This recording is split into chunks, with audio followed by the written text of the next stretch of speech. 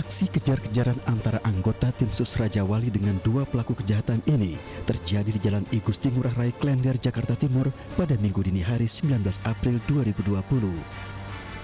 Dua pelaku kejahatan ini tidak menghiraukan imbauan petugas untuk menghentikan laju kendaraannya. Keduanya justru menambah kecepatan dari kejaran polisi. Tim Raja Wali Polres Jakarta Timur akhirnya bertindak tegas dengan melepaskan tembakan terukur ke arah pelaku kejahatan ini. Keduanya akhirnya berhasil dilumpuhkan. Penangkapan terhadap dua pelaku curas ini berdasarkan laporan warga yang menjadi korban perampasan di Jalan Tipar, Kampung Baru, Cakung, Jakarta Timur. Dari tangan para pelaku, polisi menyita dua senjata tajam yang digunakan untuk mengancam korban.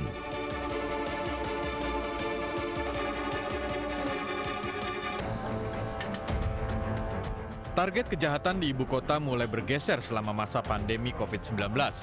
Sejak warga banyak berdiam diri di rumah, para pelaku kejahatan mulai mengalihkan sasaran mereka ke sejumlah minimarket. Seperti yang dilakukan oleh 2 dari 5 anggota komplotan penjahat spesialis pembobol minimarket berinisial HSS dan SN ini. Kedua tersangka akhirnya dibekuk petugas dari Subdit 3 Resmo Polda Metro Jaya di kawasan Cikarang, Bekasi, Jawa Barat Minggu malam. HSS dan SN bahkan harus dilumpuhkan dengan tembakan pada bagian kaki karena berusaha melawan saat akan ditangkap. Kabid Humas Polda Metro Jaya, Kombes Pol Yusri Yunus mengatakan, komplotan ini memanfaatkan situasi pandemi COVID-19 untuk melancarkan aksi kejahatan mereka. Sejak 2 bulan terakhir atau sejak pandemi COVID-19, komplotan ini sudah beraksi di 11 minimarket, yakni 7 di DKI Jakarta dan 4 minimarket di daerah Jawa Barat. Selain minimnya pengamanan, minimarket menjadi target kejahatan para tersangka setelah para pemilik rumah mewah membatasi diri beraktivitas di luar rumah. Dalam catatan kepolisian, kedua tersangka merupakan residivis dalam kasus yang sama dan baru 3 bulan bebas dari penjara. Dua tersangka sekarang berhasil diamankan. Pelakunya semuanya ada 5. Ya. Tapi yang berhasil diamankan adalah yang pertama HSS, ini laki-laki. Ini perannya yang merusak pintu dan mengambil barang-barang. Kemudian SN. Ini juga sama, karena yang 2 orang masuk ke dalam. 3 ini yang sekarang menjadi DPO. Yang pertama PR, ini yang mengintai sekitar TKP. Kemudian ada I, inisialnya, mengintai juga lokasi. Kemudian S, ini yang menyiapkan semua ya untuk melakukan tindak pidana ini. Polda Metro Jaya hingga kini terus memburu 3 pelaku lainnya berinisial PR, I, dan S yang masih melarikan diri. Masyarakat terutama pengusaha minimarket diimbau untuk meningkatkan kewaspadaan dan pengamanan mengingat terjadinya pergeseran target kejahatan selama pandemi COVID-19 di Jakarta dan daerah lain di Indonesia. Dari Jakarta, Helmi Sajangbati, iNews melaporkan. Target kejahatan di ibu kota selama masa pandemi COVID-19 bergeser. Sejak warga banyak berdiam diri di rumah, para pelaku kejahatan mengalihkan sasaran mereka ke sejumlah minimarket ataupun jalanan. Seperti tayangan yang baru saja Anda saksikan di Jakarta Timur dan juga yang baru dirilis oleh Polda Metro Jaya. Dan kita akan bergabung dengan Kapolres Metro Jakarta Timur, Kombes Pol Ari Ardian Risadi, untuk memperbincangkan hal ini dan juga akan bergabung bersama kami juga, yaitu psikolog forensik Bung Reza Indragiri Amril. Kita ke Pak Kapolres terlebih dulu. Assalamualaikum, selamat malam Pak Kapolres. Selamat malam, Mas. Iya, Pak Kapolres, apa sesungguhnya yang terjadi ketika penindakan yang dilakukan oleh tim Anda terhadap begal di Cakung, Jakarta Timur? Oh, ini terkait dengan kemarin ya, yang sempat viral di media sosial, aksi kejar-kejaran dengan pelaku begal. Jadi ini kejadian sekitar pukul 03.00 di daerah Jalan Tipar, Cakung. Ya, kita kebetulan sedang melaksanakan patroli, ya, mendapatkan laporan bahwa ada perampasan handphone yang dilakukan oleh sekelompok geng motor. Ya, setelah kita mendapatkan laporan, kita langsung melakukan pengejaran. Ya, melakukan pengejaran, sudah kita berikan tembakan peringatan, namun pelaku ini terus malah mempercepat kecepatannya. Ya, sehingga terjadi kejar-kejaran, ya, dan dengan sangat terpaksa polisi mengambil tindakan tegas terukur kepada para pelaku ini. Oke. Bagaimana sebetulnya pengintaian pelaku sampai pada akhirnya berakhir dengan aksi kejar-kejaran? Ini banyak yang menilai udah seperti film action saja ini, Pak Kapolres.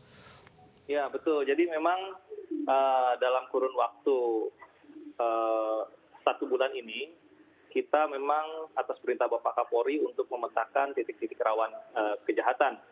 Dan kita juga melakukan kegiatan pencegahan dengan melakukan patroli dan razia. Pada saat itu kebetulan sudah ada laporan ke kita bahwa ada korban yang diambil handphonenya dan diancam dengan menggunakan celurit, sehingga anggota kita yang sedang berada di sekitar lokasi bisa langsung merespon dan melakukan pengejaran pada para pelaku. Di mana pelaku tersebut sebetulnya sekelompok geng motor, jumlahnya sekitar 20 orang, terdiri dari 10 unit kendaraan motor. Ya, tapi yang lainnya bisa melarikan diri dan yang satu ini kita lakukan pengejaran. Ya, terjadi aksi kejar mengejar karena tidak mau berhenti, ya, sehingga polisi mengambil tindakan tegas terus.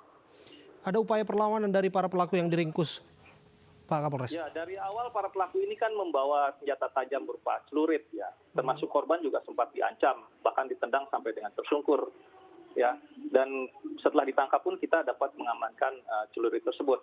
Memang tentunya tindakan ini sangat membahayakan nyawa orang lain sehingga polisi mengambil tindakan tegas. Oke. 2 senjata tajam yang turut diamankan ini sudah pernah digunakan sebelumnya? Ya, jadi ini kan sebetulnya anak-anak geng tawuran, ya, ini dari Bekasi, dari Babelan Bekasi, bergabung dengan anak-anak geng dari Jakarta Timur, menamakan diri geng Swadaya Bersatu. Okay. Ya, mereka sedang menunggu lawan untuk melakukan tawuran. Tapi kebiasaan mereka setelah melakukan tawuran itu mereka mencari korban. Ya, biasanya menggunakan handphone dia lakukan perampasan terhadap handphone korban dengan diancam menggunakan celurit yang memang biasa mereka bawa kemana-mana. Berapa orang yang terlibat dalam komplotan Swadaya Bersatu ini, Pak Kapolres? Ya, kurang lebih gabungan mereka malam itu sekitar 20 orang, terdiri dari kurang 10 motoran. Oke. Untuk korban sendiri seperti apa kondisinya dan apa saja barang bukti yang berhasil diamankan hasil curi dan rampas yang dilakukan pelaku? Ya, sementara dari korban sendiri ada 3 orang saat itu, yang 2 karena ketakutan lari, yang satu ini coba mempertahankan handphonenya namun ditendang oleh pelaku, ya, dan diancam dengan menggunakan celurit. Ya, yang kita amankan, celuritnya sudah kita amankan dan 2 tersangka sudah kita lakukan pemeriksaan untuk dilakukan pendalaman siapa saja yang saat itu berada di lokasi. TKP mereka di mana ini biasanya mereka beraksi ini, Pak Kapolres? Jadi kalau mereka kebiasaannya setelah tawuran terus mencari korban itu random, ya. Mereka biasanya janjian dengan lawan tawurannya itu dengan melalui Instagram. Mereka melakukan tantangan. Apabila ada yang coba untuk merespon, mereka janjian di satu tempat, ya. Nah, setelah mereka janjian jadi tawuran, kembalinya biasanya mereka melakukan perampasan. Barangkali bisa diingatkan wilayah-wilayah mana saja yang agak sedikit rawan yang masih menjadi bagian dari Swadaya Bersatu ini, Pak Kapolres? Ya, titik-titiknya di sekitar Cakung, Kramat Jati, ya, yang beberapa kali memang terjadi tawuran dan terjadi perampasan atau penjabretan. Mereka tidak bisa dipastikan juga karena memang mereka random, ya. Jadi tentunya saya juga menghimbau kepada masyarakat untuk berhati-hati, khususnya di jam-jam rawan. Biasanya mereka beraksi antara jam 1 sampai dengan jam 5 pagi. Oke. Artinya di jam-jam mereka beraksi, aparat kepolisian juga sudah bersiaga dan patroli begitu ya, Pak? Ya, betul. Jadi untuk menyikapi situasi dan perkembangan saat ini, kita intensifkan kegiatan patroli dan razia, ya. Seperti kemarin malam Jumat, malam Sabtu, malam Minggu, ya. Kita lakukan apel untuk mengadakan patroli skala besar, ya, dengan menempatkan personel di titik-titik rawan. Dan memang terbukti di jam rawan tersebut kita berhasil melakukan pengungkapan kasus, baik tawuran, anak-anak yang membawa senjata tajam, curas, ya. Berhasil kita tangkap dan kita proses. proses. Oke. Sudah berapa lama komplotan ini menjalankan aksinya? Ini sedang kita lakukan pendalaman. Jadi mereka sekarang sedang kita lakukan pemeriksaan. Yang satu masih di rumah sakit, masih dalam perawatan. Yang satu sedang dalam pemeriksaan. Oke. Siapa saja biasanya yang mereka sasar? Apakah mereka memetakan korbannya atau secara acak mengambil barang-barang pribadi mereka? Ya, secara random saja ya. Mereka biasanya random. Mereka sudah janjian di satu tempat. Nah, ketika jalan kembali mereka mencari korban. Ya, jadi saya himbau masyarakat, khususnya di jam-jam yang rawan, ya untuk berhati-hati dan tingkatkan kewaspadaan. Kalau memang tidak perlu berada di luar, ya untuk tidak berada di luar rumah pada jam-jam rawan antara jam. Properti apa saja yang mereka incar biasanya, Pak Kapolres? Ya. Properti apa saja yang mereka incar dari korbannya? Yang jelas yang mempunyai nilai ekonomis dan mudah untuk diambil, ya. Kebanyakan handphone berdasarkan keterangan dari mereka. Oke, kita akan bergabung bersama dengan psikolog forensik yaitu Mas Reza Indragiri. Mas Reza,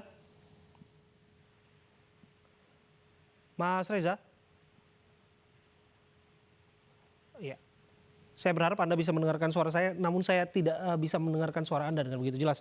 Tapi prinsipnya kita akan perbaiki dulu komunikasi dengan Mas Reza. Saya ke Pak Kapolres sebelum kita akan perdalam bersama dengan psikolog forensik.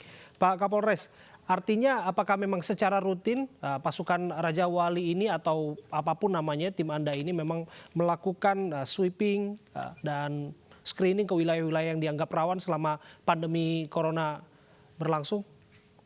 Iya, betul Mas. Jadi khususnya untuk Jakarta Timur ini kan wilayah juga cukup luas, penduduknya juga cukup padat, ya. Jumlah penduduknya sudah 3 juta lebih, ya. Nah, kita membagi patroli-patroli kita, ya, di dalam beberapa titik. Ada yang mengcover wilayah utara, wilayah tengah, dan wilayah selatan dari Jakarta Timur. Mereka terus mobile, ya.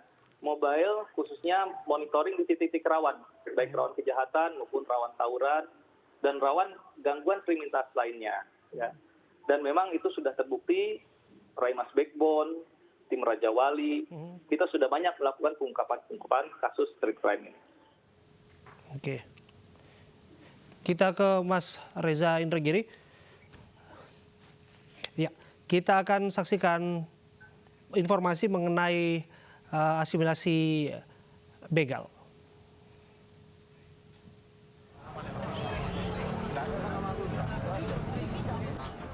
Sudirman, narapidana yang baru dibebaskan karena pandemi virus corona ini babak belur dihakimi massa saat bersama temannya menjamret di kawasan Seibamban, Serdang Bedagai, Sumatera Utara. Kedua pelaku beraksi dengan 2 orang lainnya yang berhasil kabur. Saat merampas ponsel milik korban, para penjamret menggunakan mobil sedan. Warga yang mengetahui aksi penjamretan mengejar para pelaku hingga mobil yang dikendarainya menabrak pohon dan rumah warga. Ya, terakhir kami kejar. Ya, itulah ini, jumpa di sini. Dari mana? Sudirman baru 11 hari keluar dari lapas Raya Simalungun setelah mendapat asimilasi. Dari Serdang Bedagai, Sumatera Utara, Wahyu Standi, iNews melaporkan.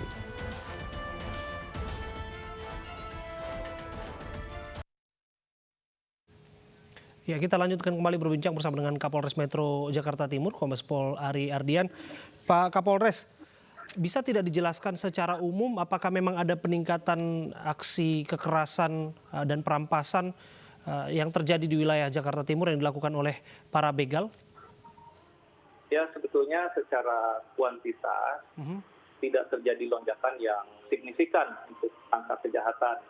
Tetapi memang secara kualitas terjadi peningkatan tindak pidana, ya, lebih mengarah kepada kekerasan, seperti ya pencurian kekerasan tadi, penjamretan, terus perkelahian dengan menggunakan senjata tajam, agak sedikit meningkat sekarang ya, jumlahnya. Nah, logika publik pasti akan bertanya, di masa pemberlakuan PSBB seperti ini seharusnya kan setiap warga dianjurkan untuk berada di rumah. Nah, bagaimana dengan aksi yang Anda sebutkan tadi, geng motor yang berujung pada aksi kriminalitas seperti ini, mereka masih saja bisa merajalela di jalanan? Ya, itulah salah satu memang kita sebetulnya ikut mendukung program PSBB ini dengan memberikan himbauan-himbauan kepada masyarakat untuk tidak berada di luar rumah apabila sangat tidak urgent untuk di luar, ya.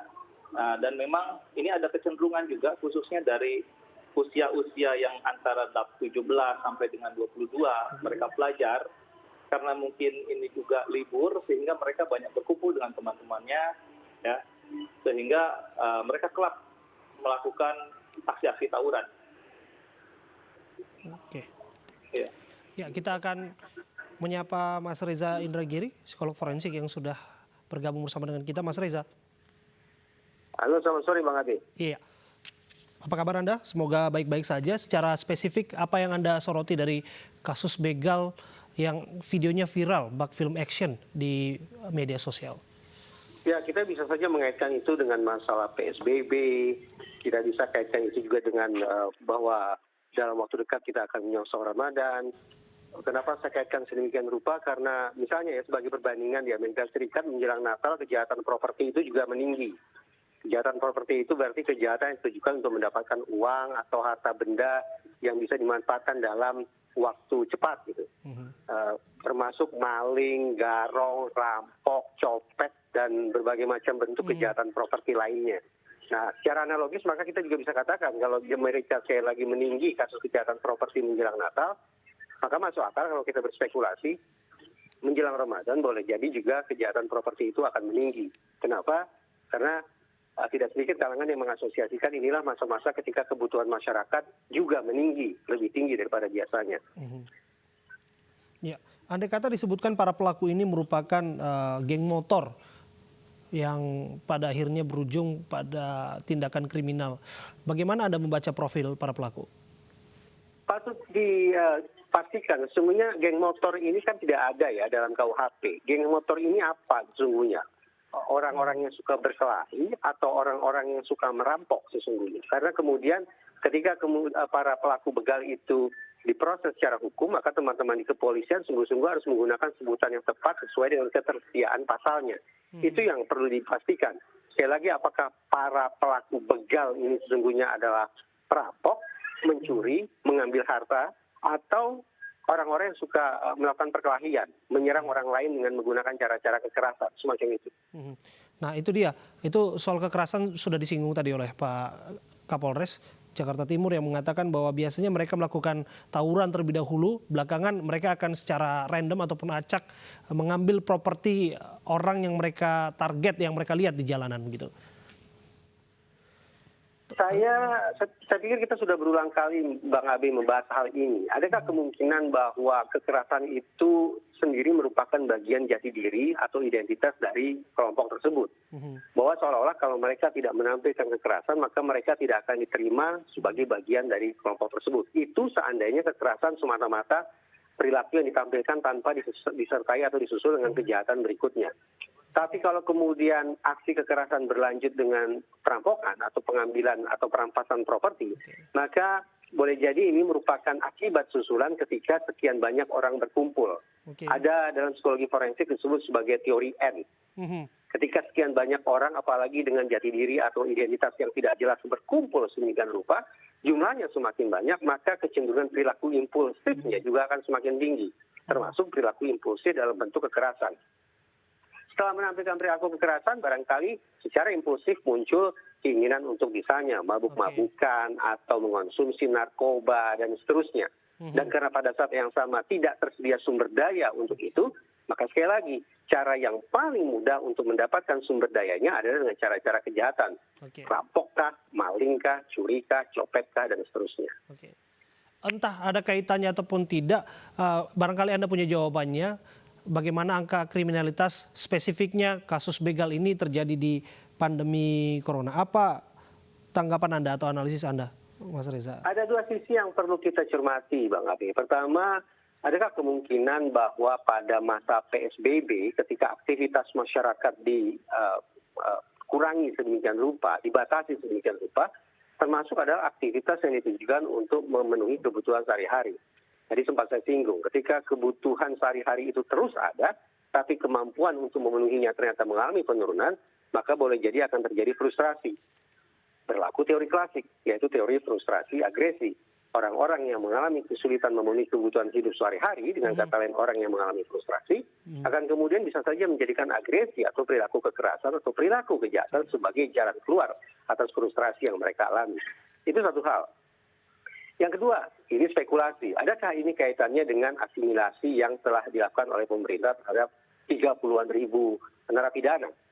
Spekulasi ini saya letakkan di atas meja karena saya teringat data tentang residivisme yang ada di negara semisal sekali lagi negara Paman Sam, negara Amerika Serikat.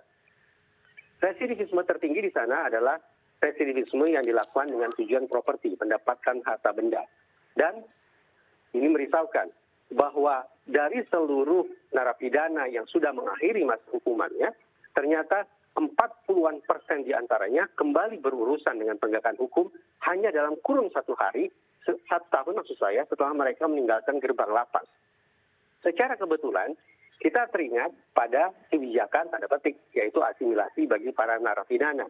Saya termasuk dalam diskusi kemarin dengan Aegis mempertanyakan, ketika 30-an ribu narapidana ini diasimilasi atau dibebaskan secara lebih dini, apakah sebelumnya kepada mereka dikenakan penakaran resiko atau risk assessment? Karena sesungguhnya penakaran resiko atau risk assessment itulah yang akan memberikan jawaban kepada kita seberapa jauh kemungkinan para mantan narapidana itu akan mengulangi perbuatan jahat mereka. Sekaligus risk assessment itulah yang akan bisa menjadi penawar atas kegelisahan masyarakat. Kalau ternyata risk assessment atau penakaran resiko mengeluarkan kesimpulan bahwa kemungkinan para mantan narapidana mengulangi perbuatan jahatnya itu rendah, maka kita bisa kesampingkan kemungkinan bahwa kejahatan-kejahatan belakangan ini dilakukan oleh mereka. Oke, kita akan perdalam lagi nanti bersama dengan Mas Reza Indragiri dan juga Kapolres Jakarta Timur yang masih bersama kami. Kami akan kembali untuk Anda saat lagi.